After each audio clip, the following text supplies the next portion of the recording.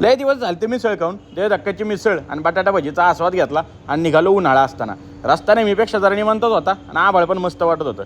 सगळ्यात आधी आलो आपल्या क्लाउड किचनला. ओपनिंग झालीवर काय 18 तारखेला आम्हीच छोटी ओपनिंग केली. त्यानंतर झोमॅटो आणि स्विगीवर काही कामं बाकी होती ती पण पूर्ण करून घेतली. दुपारनंतर सुरू झाला पावसाळा आणि पाऊस नुसता पडत नव्हता तर कोसळत होता आणि या पावसात चहाची तलब झाली यांना. त्यात ना छत्री ना रेनकोट, मग काय तर जागेवर जुगाड लावला आणि पाठवला राहुल शेटला. रस्त्यातच बल्ल्या झाला पण शेट माघार घेणाऱ्यातल्या नाही, मिशन पूर्ण करूनच आले.